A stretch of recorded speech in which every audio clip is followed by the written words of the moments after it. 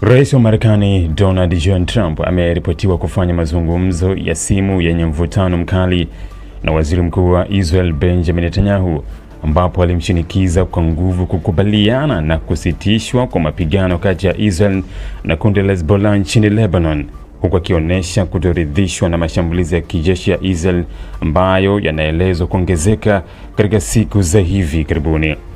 Kwa mujibu wa ripoti ya Axios iliyonukuu maafisa wa Marekani waliopewa taarifa kuhusu mazungumzo hayo, Trump alionyesha hasira kubwa na kutumia lugha kali sana dhidi ya Netanyahu, akiamini kuwa operesheni za kijeshi za Israel zimekuwa zikitayarisha juhudi za Marekani za kufanikisha utulivu katika Mashariki ya Kati. Maafisa hao walieleza kuwa Trump alihofia kuwa kuendelea kwa mashambulizi ya Israel dhidi ya Hezbollah kunaweza kuibua mzozo mkubwa zaidi wa kikanda na kuathiri mazungumzo mengine ya kidiplomasia yanayoendelea, hususan yale yanayohusisha Iran. Katika mazungumzo hayo ya simu, Trump alipotoa kumwambia Netanyahu kwa ukali, "Unafanya mambo kama kichaa, ungekuwa gerezani kama si mimi, ninakuokoa kisiasa, kila mtu anakuchukia sasa. Kila mtu anaichukia Israel kwa sababu ya hili." Kauli hiyo, kwa mujibu wa maafisa wa Marekani, ilionyesha kwa kiwango kikubwa hasira ya Trump ambayo alikuwa nayo kuhusu namna Israel ilivyokuwa ikiendesha mashambulizi yake nchini Lebanon. Trump alipotiwa kuamini kuwa ingawa Israel ina haki ya kujilinda dhidi ya mashambulizi ya Hezbollah, kiwango cha mashambulizi ya kulipiza kisasi kilikuwa kikubwa mno na kingeweza kuongeza lawama za kimataifa dhidi ya Israel.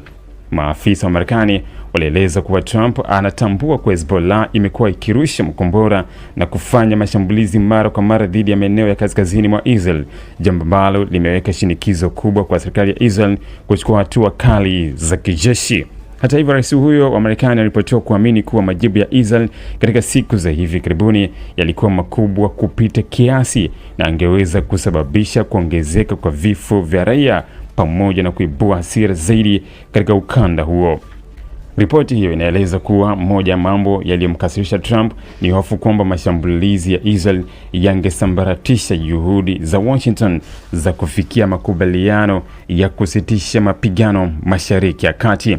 Marekani imekuwa ikijaribu kwa muda mrefu kuzuia mgogoro huo kugeuka vita kubwa vya kikanda vinavyoweza kuihusisha moja kwa moja Iran pamoja na washirika wake wa kijeshi.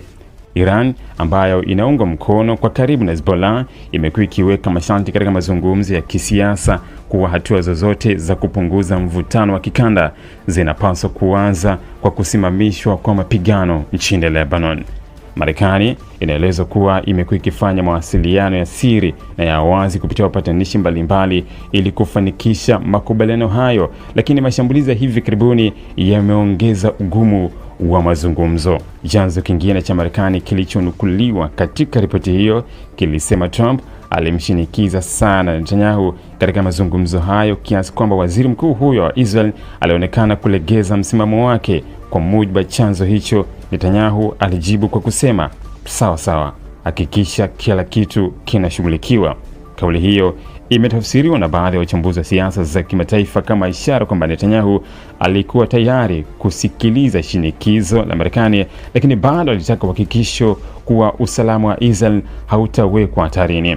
Mvutano huu wa simu kati ya Trump na Netanyahu umeibuka wakati hali ya usalama kati ya Israel na Lebanon ikiendelea kuwa tete.